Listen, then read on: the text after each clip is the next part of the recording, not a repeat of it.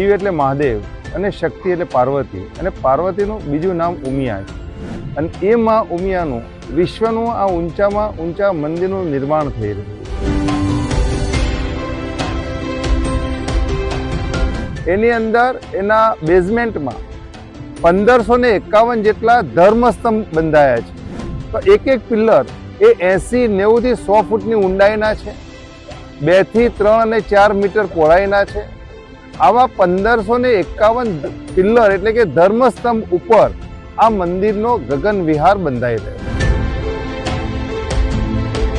હવે એના ઉપર રાફ્ટનું કામ ચાલુ થયું છે, અને આ રાફ્ટ એટલે એક એવો રાફ્ટ છે કે ટોટલ આ મંદિરની અંદર 1,50,000 ક્યુબિક મીટર કોન્ક્રીટનું જે વર્ક થવાનું છે, એમાંથી આવનારા સમયની અંદર 24,000 ઘન મીટર જે રાફ્ટ ભરાવાનો છે એ એકી સાથે ભરાવાનો છે. એટલે કે સતત 72 કલાક સુધી આ રાફ્ટ ભરાવાનો છે, જે દેશની અંદર આ એક રેકોર્ડ છે.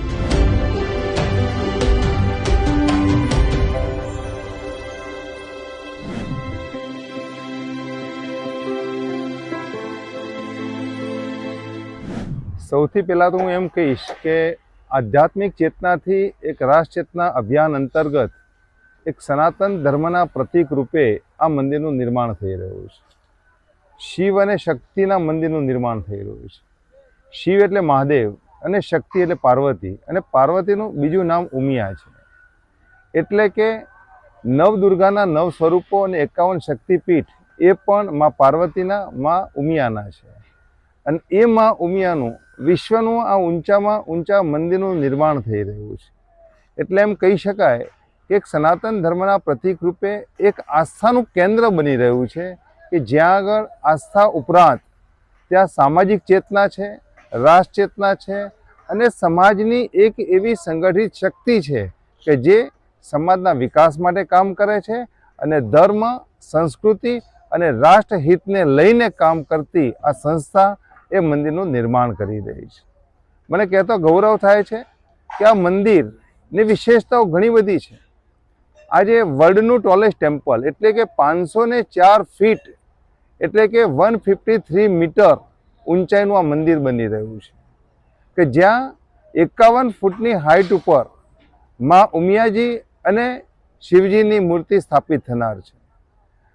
જ્યાં 90 મીટરની ઊંચાઈએ એટલે કે 300 ફૂટની ઊંચાઈએ વ્યૂ ગેલેરી બનવાની છે.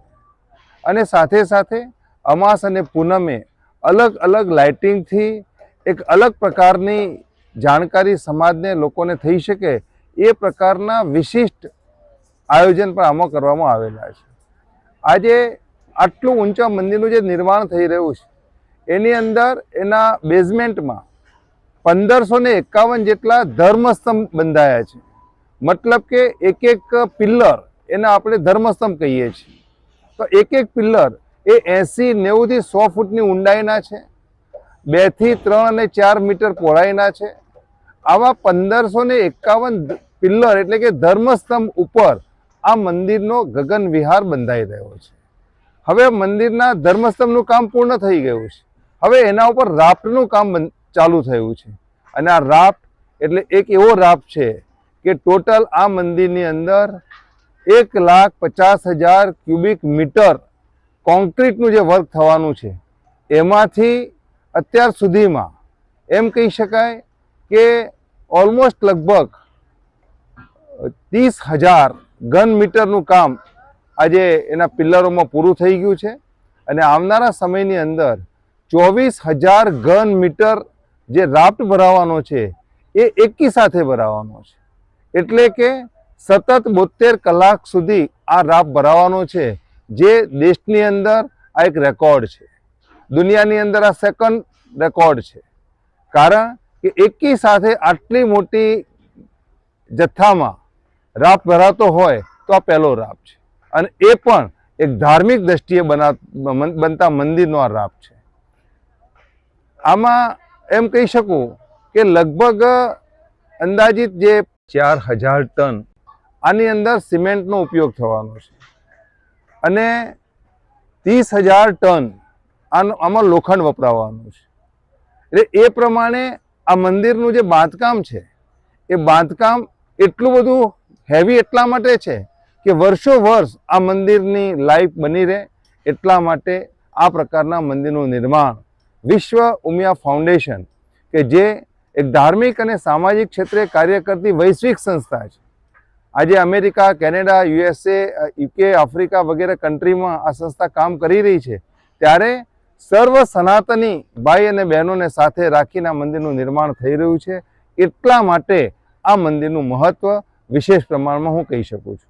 આટલો મોટો રાપ જ્યારે ભરાવવાનો છે ત્યારે છેલ્લા 1 મહિનાથી આનું પ્લાનિંગ થઈ રહ્યું છે. અત્યારે સાઇટ ઉપર 500થી પણ વધારે કારીગરો, મજૂરો અને સુપરવાઇઝરો કામ કરી રહ્યા છે.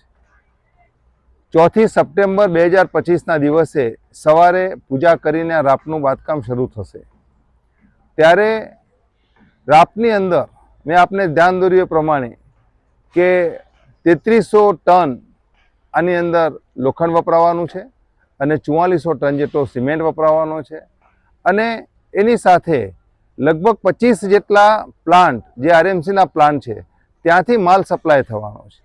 અંદાજે લગભગ 5000 ટ્રીપ એ રાપ ભરવાની અંદર ઉપયોગમાં લેવાવાની છે અને એકી સાથે લગભગ 4 સાઈડમાંથી 4 પંપ આખા રાપનું જે ભરાઈનું કામકાજ થવાનું છે એ 4 સાઈડમાંથી થવાનું છે. સતત એના ઉપર મોનિટરિંગ થવાનું છે. આની 3 અલગ અલગ શિફ્ટ તૈયાર કરવામાં આવી છે અને દરેક જગ્યા ઉપર દરેક પ્લાન્ટ ઉપરથી 30થી ઓછા ટેમ્પરેચરની અંદર માલ સામાન આવે એ માટે ત્યાં પ્લાન્ટ ઉપર ચેકિંગ રાખેલું છે. અહીંયા એન્ટ્રી લે ત્યારે પણ ચેકિંગ રાખેલું છે અને જ્યારે એની ભરાઈ થાય ત્યારે પણ એનું ચેકિંગ રાખેલું છે. એટલે વિવિધ સ્તર ઉપર સંપૂર્ણ કાળજી સાથે ક્વોલિટીમાં કોઈ કોમ્પ્રોમાઇઝ ન થાય એ પ્રકારની સાવધાની સાથે આખું આ રાપનું બાંધકામ થઈ રહ્યું છે. બેશક હું આને એમ કહી શકું કે એન્જિનિયરિંગમાં અભ્યાસ કરતા વિદ્યાર્થીઓ, એના તમામ ફેકલ્ટી અને એન્જિનિયરિંગ ચલાવતી કોલેજના સંચાલકો એ બધા માટે આ એક અભ્યાસનો વિષય બને છે.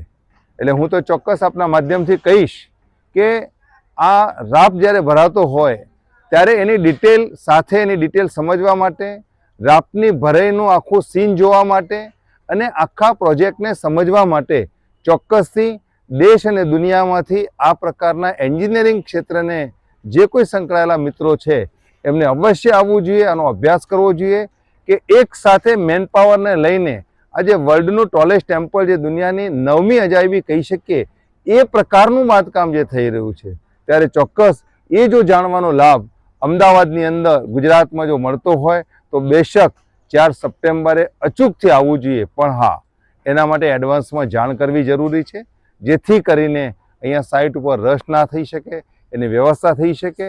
એ બધી જ બાબતોનું પણ ધ્યાન રાખવું જરૂરી છે. વિશ્વ ઉમિયા ફાઉન્ડેશન દ્વારા અમદાવાદમાં લગભગ 100 વીઘા જમીનમાં 2000 કરોડના ખર્ચે વિશ્વ ઉમિયા ધામનું નિર્માણ થાય છે અને આ વિશ્વ ઉમિયા ધામનું જે નિર્માણ થઈ રહ્યું છે એમાં 1000 કરોડના ખર્ચે જગતજનની માં ઉમિયા એટલે કે પાર્વતીના મંદિરનું નિર્માણ થઈ રહ્યું છે જે વર્લ્ડનું ટોલેસ્ટ ટેમ્પલ બનવાનું છે અને આ મંદિરનું જે નિર્માણ થવાનું છે એનું મહાભૂમિ પૂજન આદરણીય ભારતના વડાપ્રધાન નરેન્દ્રભાઈ મોદી સાહેબે કર્યું છે.